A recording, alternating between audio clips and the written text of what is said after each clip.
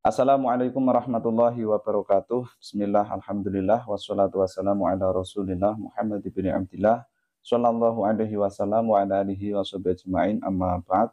Sebelumnya saya doakan kepada sahabat-sahabat semuanya, semoga semuanya dalam keadaan sehat, senantiasa diberikan kesehatan, diberikan kelancaran dalam segala urusan, diberikan rizki yang banyak, halal barokah, melimpah, dan yang paling penting adalah mati dalam keadaan husnul khatimah. Amin, amin, amin, ya Allah, ya Rabbal Alamin. Sahabat yang saya cintai, hari ini saya mau bahas mengenai Ustadz Faizar. Yang mana beliau terkenalnya itu, ya kalau nggak sahabat dekat dari si pesulap merah, yang kita tahu sepak terjangnya, dan dia juga terkenal guru ya dari si pesulap merah ini. Kemarin-kemarin itu ada banyak sekali ternyata ya sahabat-sahabat kita yang sudah memberikan kritikan pedas terhadap Ustadz Faizar terkait dengan pernyataan-pernyataan beliau yang terkesan kok kayak mirip Wahabi, ya, suka memvonis dan lain sebagainya. Ya diantaranya ada tentang klaim bahwasanya kitab-kitab Mamba Usulul Hikmah, Syamsul Ma'arif dan lain sebagainya itu ya pokoknya diinjek-injek seperti itu ya kalau kita bahasa kasarkan itu. Nah, di sini ternyata di balik itu semua yang sudah terjadi, ada fakta yang menarik bahwa ternyata Ustadz Faizar ini ketahuan sahabat. Dia terpapar dengan virus-virus Wahabi. Nah, ini menarik sahabat. Ini data yang bicara, saya bukan ngarang ya sahabat ya. Di dalam satu video, ini juga diupload oleh sahabat kita di channel Gus Ahong. Saya tahu kemudian saya teliti, ternyata ya betul. Ustadz Faizar sendiri mengaku beliau adalah salah satu murid dari seorang syekh yang bernama Syekh Mustafa Al-Adawi. Jadi dia sendiri yang mengaku, kita tidak menuduh, dia yang mengaku. Jadi kita tampilkan videonya sedikit ya, biar nggak copyright, biar nggak ada apa namanya teguran hak cipta itu ya. Ini saya tampilkan sedikit saja. Ketika saya di Al Azhar, walaupun saya mulazimnya Syekh Mustafa Al Adawi hafizahullah taala, beliau salah satu muridnya Syekh Mukbil, ya, rahimahullah, ya. Tapi mau tidak mau, karena saya kuliah di Usuluddin Universitas Al Azhar Kairo, jadi ya saya belajar tasawuf juga, karena itu juga jadi pelajaran yang wajib di sana. Ya kalau tidak belajar ya nggak bisa lulus. Nah itu, jadi sangat jelas sekali Ustadz Faizar itu memang kuliahnya di Mesir, tapi mulazamahnya kepada Syekh Mustafa Al-Adawi. Syekh Mustafa Al-Adawi ini adalah salah satu murid dari Syekh Mukbil bin Hadi Al-Wadi'i. Wah ini mohon maaf, gembong Wahabi ini. Jadi Ustadz Faizar kalau terkena, kita katakan terpapar virus-virus Wahabi ya layak juga, karena dari gurunya itu mulazamahnya dia ke Mesir, tapi mulazamahnya ke Syekh Mustafa Al-Adawi. Mulazamah itu kan ya dia ngajinya, tekunnya itu ke sana, tekun ngaji ke Syekh Mustafa Al-Adawi. Ya kuliahnya sebagai formalitas lah, dia apa namanya mempelajari tasawuf itu hanya formalitas. Itu di upload di channel tadi ya yang sudah saya tampilkan beserta channelnya. Pembahasannya memang tasawuf, tapi kalau Anda menyimak dengan seksama, ternyata di situ menyudutkan tasawuf-tasawuf yang sudah melebar, menyebar di masyarakat kita di Indonesia, khususnya di kalangan ahlus sunnati wal jamaah. Nah, ini berbahaya, sahabat. Loh, kok bisa kita katakan Syekh Mubil ya? Kita kenali dulu siapa ini Syekh Mubil. Kenapa kita bisa mengatakan Syekh Mubil kok kita katakan sebagai Wahabi? Karena dari sepak terjangnya ada banyak sekali, sahabat bisa buka di internet, banyak di YouTube juga banyak sekali mengenai Syekh Mustafa Al-Adawi dan Syekh Mukbil Al-Hadi Al-Wadi'i. Syekh Mukbil bin Hadi Al-Wadi'i. Jadi beliau itu adalah apa ya sumber ilmu dari Ustadz Faizar. Jadi ya kalau kita katakan jolaya.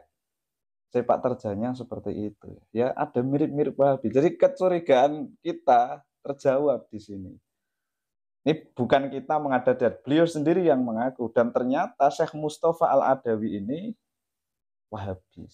Kali ini saya akan bacakan sedikit ya mengenai biografi Syekh Mustafa Al-Adawi.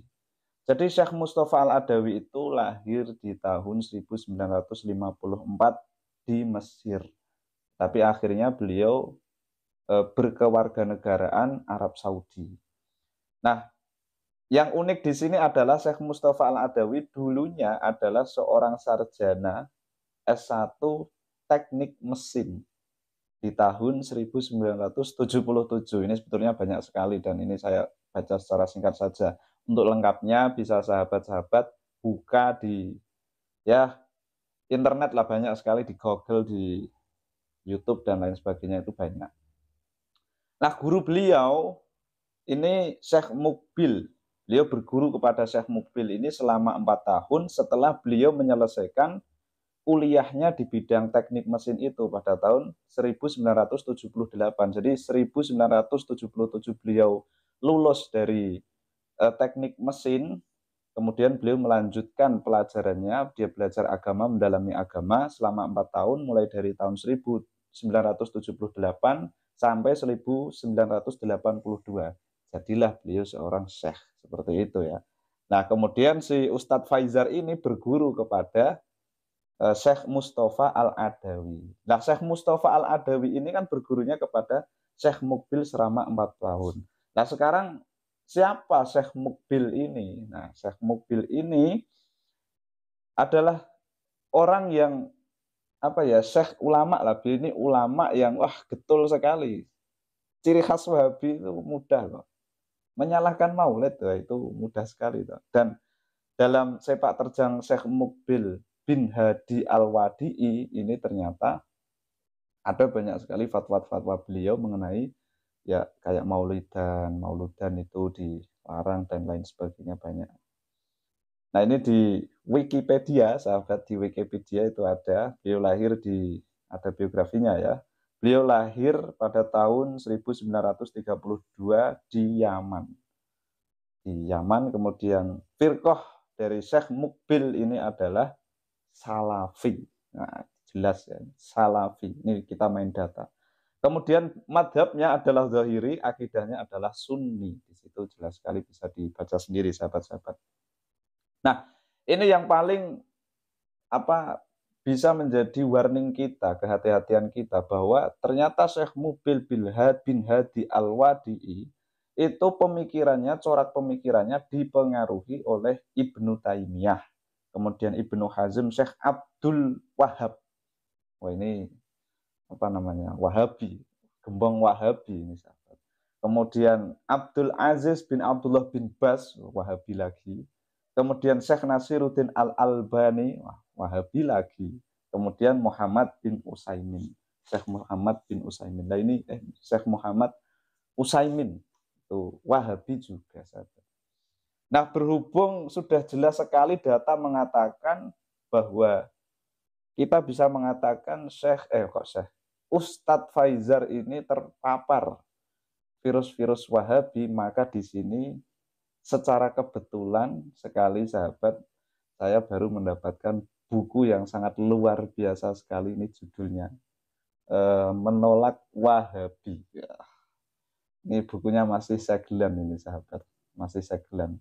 Ini sebetulnya ini kata pengantarnya dari Kiai Haji Ma'ruf Khazin. Ini saya tahu buku ini juga di laman fanspage beliau, kemudian saya memesan di sana dan ini sudah sampai, baru saja sampai, sahabat, ini baru nggak lama dibaca. Ini sangat rekomendasi sekali, sahabat. Dalam pengantarnya di sini saya tuh baca di fanspage-nya Kiai Haji Ma'ruf Khazin, itu beliau mengatakan buku ini sebetulnya karya atau terjemahan gitu ya, terjemahan dari kitab Fitnatul Wahabi yang ditulis oleh Syekh Zaini Dahlan. Dan sebetulnya saya dari dulu itu sudah set Ahmad bin Zaini Dahlan ya. Jadi ini adalah kitab terjemahan dari kitabnya Syekh Ahmad bin Zaini Dahlan. Nah, secara kebetulan sekali ini saya dari dulu itu juga sudah punya kitab ini.